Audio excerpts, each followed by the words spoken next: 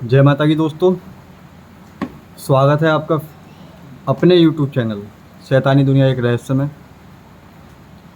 और जैसे कि दिनों के अंतराल के बाद पितृपक्ष आने वाला है, उसी के संदर्भ में हम एक प्रश्न गुरुदेव से पूछने वाले हैं।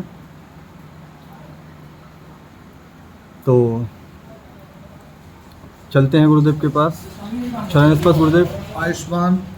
गुरुदेव, कुछ दिनों में ना पितृपक्ष आने वाले हैं। हाँ, लोगों को ये नहीं पता है कि पितरों की पूजा कैसे करनी चाहिए या रूठे हुए पितरों को कैसे मनाना चाहिए। तो मैं पहले तो ये पता भी ये भी एक पॉइंट है। हाँ, तो नमस्कार सभी को। और मैं पहले तो एक बात और है मेरे मन में है, तो मैं आप सभी लोगों को बता दूं कि जैसा कि मैं देख पा रहा हूं, लोग वॉच कर रहे हैं लेकिन सब्सक्राइब नहीं कर रहे हैं। ठीक है, तो जो लोग देख रहे हैं वो प्लीज़ सब्सक्राइब भी कर लें चैनल को। ठीक है, और बेल आइकन भी दबा लें। ठीक है, अब बात आती है अमृत के सवाल पर कि भाई यदि पितृ रूठे हुए हैं तो वो कैसे मने और पितृ पक्ष में पूजा कैसे करें, है ना जी। तो सबसे पहले तो आती है कि भाई पहले ये पता हो कि पितृ पक्ष रूठा है अथवा नहीं, ये कैसे पता लगाएं। जी। कई पॉइंट हैं और कई बातें हैं। यदि घर में पितृ रूठे हुए हैं तो आपके घर में संतान योग में पुत्र प्राप्ति में बाधा होगी 100%। जी। पति पत्नी में कलेश रहता होगा 100%। कभी यदि घर में दूध आता हो और कच्चा दूध फैल जाता हो या बिल्ली पी जाती हो या आपको ऐसा प्रतीत होता हो कि भाई आपके स्वप्न में बार बार कई सारे लोग आ रहे हैं, ठीक है, जो खत्म हो गए हैं, ठीक है, ऐसी कंडीशन में समझ जाना चाहिए कि भाई पितृपक्ष जो है पितरों में जो है आपके रूठे हुए हैं। जी, समझे। गुरुदेव एक चीज़ और पूछना चाहूँगा, क्या तंत्र से इसका कुछ वो है? तो ये अनिवार्य है। ठीक है, अब उसके बाद में ये तो एक बात हो गई।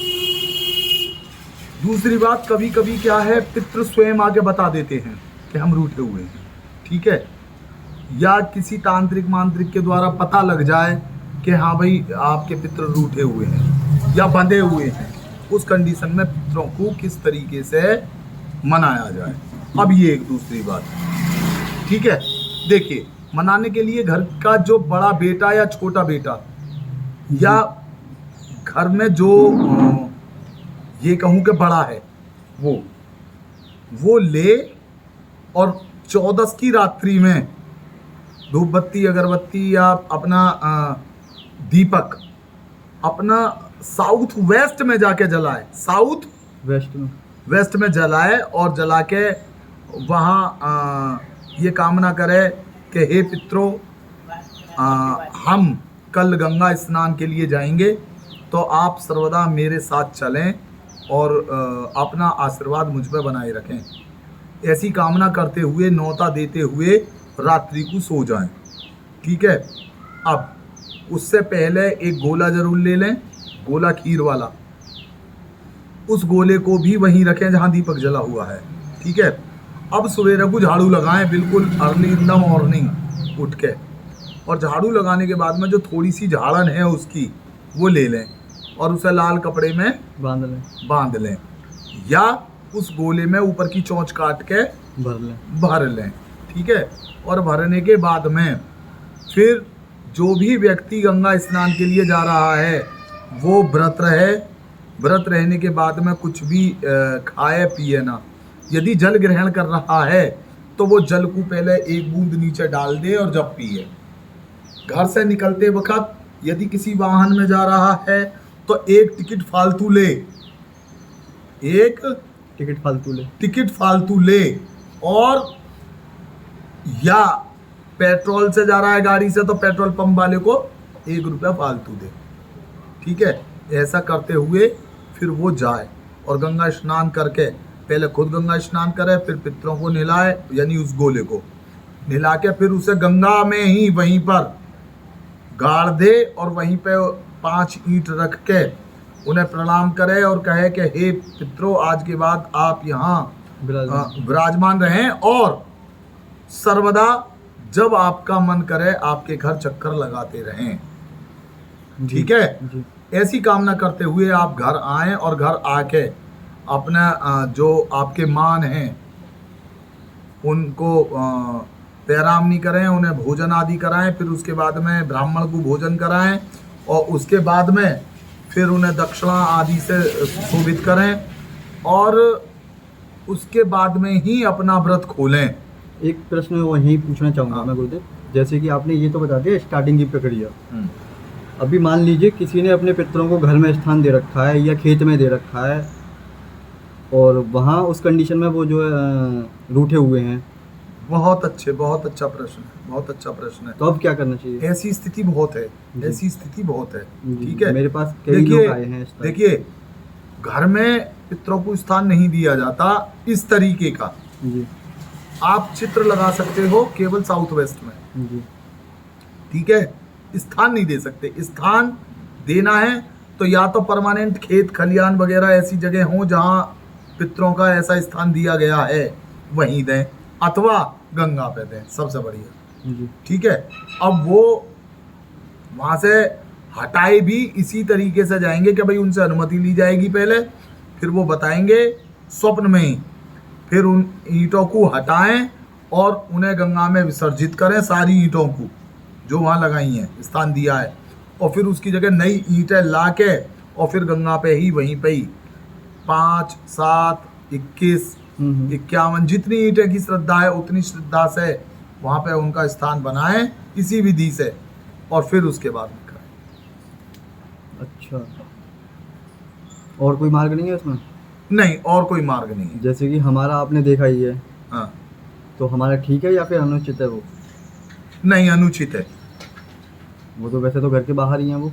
नहीं, बाहर तो हैं, लेकिन भविष्य में तो नहीं रह सकते ना। भविष्य में वहाँ प्लॉटिंग होगी, ये जरूरी थोड़ी नहीं है कि भी वो आपका स्थान है। जी। या तो आपने जमीन खरीदी हुई हो। नहीं है तो अपनी जमीन, अपना ही वो। अपना जमीन है तो क्या भविष्य में वो बंटवारा नहीं होगा? क्या उस पर वो नहीं आएंगे? फिर क्या करेंगे आप?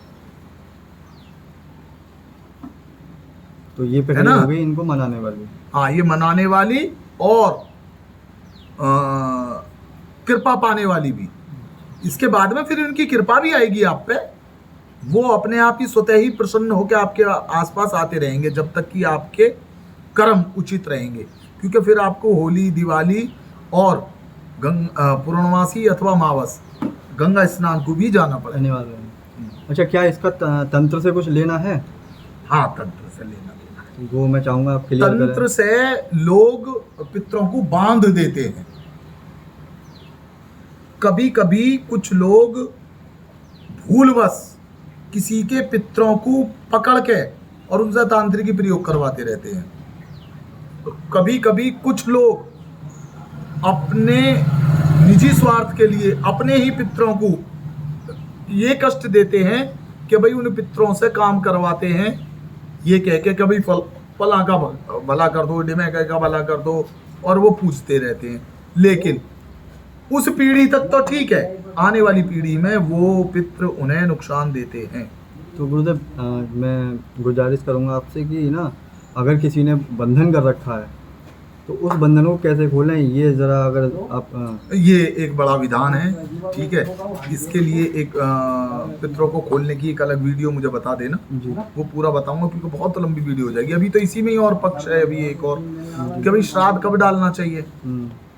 ठीक है, अभी तो इसी वीडियो का ये रह गया भाई श्राद्ध कब करना चाहिए आपको श्राद्ध पक्ष में। अभी श्राद्ध आ रहे हैं, पूछने वाला था अभी। ठीक है, तो श्राद्ध यदि जैसे मान लो किसी भी पूर्वज की मृत्यु हुई है, उसके तीसरे वर्ष में आपको श्राद्ध पक्ष करना चाहिए। करेगा बड़ा बेटा या छोटा बेटा? बड़ा या छोटा, बीच वाले का इससे कोई लेना देना नहीं है, बड़ी बहू या छोटी बहू। जी। ठीक है। अच्छा गुरुदेव, इनकी पूजा कैसे करनी चाहिए? हाँ, पूजा के लिए तो नॉर्मली देखिए, जैसे ऐसा बोलते हैं श्राद्ध पक्ष में किसी का यदि कोई, जैसे मैं अपनी माता जी की ले लूँ, वो एकादशी को खत्म हुई हैं। जी। एकादशी में जब उनका दाह संस्कार किया गया, तो हम लोग क्या करते हैं कि 11 पत्ते ले लेते हैं तोरई के, या बहुत सारे लोग जो उस वक्त के बेल होती है उसके ले लेते हैं, ठीक है, जो उस वक्त चल रही होती है, जैसे लौकी, तोरई, ठीक है, कद्दू। तो हमारा विधान ये है कि भाई हम तोरई के पत्ते लेते हैं। ये तो ज़्यादातर 90% लोग तो ये हाँ, तोरई के पत्ते लेके, तो तोरई के जो तो आप लोगों को जहाँ जहाँ हमारी वीडियो लोग देख रहे हैं वो कमेंट करके बताएं कि आपके क्षेत्र में तोरई को क्या कहते हैं। ठीक है, तो तोरई के जो पत्ते होते हैं, तोरई के पत्तों पे हम 11 पत्ते ले लेते हैं। एकादशी को यदि खत्म हुई है तो उन पे 11 पे जो भी हम घर में बनाते हैं उनका मिष्ठान पसंदीदा जी। वो रखते हैं, मीठा रखते हैं। फिर उसमें थोड़े थोड़े काले तिल अवश्य डालते हैं। जी। काले तिल डालने के बाद, हम काले तिल का मतलब ही ये होता है क्योंकि वो पितरों को समर्पित है समर्पित है। चीज़ें। फिर एक गाय की और एक श्वान की, यानी कि कुत्ते की जी। जो होती है वो अलग। पहले 11 का भोग लगाते हैं, फिर उन सबको कौवास करते हैं। कौवास मतलब कौवे को ऊपर डालते हैं, घर के ऊपर छत पर। तो उनका जो भोग होता है वो कौवे को डालना पड़ता है। फिर जो कुत्ते की रोटी है वो कुत्ते को, जो गाय की रोटी है वो गाय को। फिर उसके बाद में तिलांजलि करते हैं। तिलांजलि बोले तो पहली तिल में गंगा जल भर लेते हैं, थोड़े से काले तिल डालते हैं और फिर करते हैं ओम सूर्याय नमः। फिर दूसरी में ओम विष्णवे नमः। तीसरी में ओम पितृदेवताभ्यो नमः, और करके हाथ जोड़ लेते हैं। तो इस तरीके से हम तिलांजलि करते हैं। जब तिलांजलि कर देते हैं तो पितृ बहुत प्रसन्न होते हैं और जो भी आपकी बाधा है उसे सबको हर लेते हैं। इस तरीके से ये पूजा अर्चना करनी चाहिए और मुझे लगता है कि बहुत अच्छी वीडियो ये रहने वाली है यदि कुछ लोग देखें और पितृपक्ष जैसा आने वाले हैं, इसका प्रयोग करें और लाभान्वित हो। वीडियो पूरी देखें और लाभ उठाएं। हाँ, सब्सक्राइब करें, लाइक करें और शेयर करें और बेल आइकन का बटन ज़रूर दबाएं। जय माता दी। चरण स्पर्श गुरुदेव।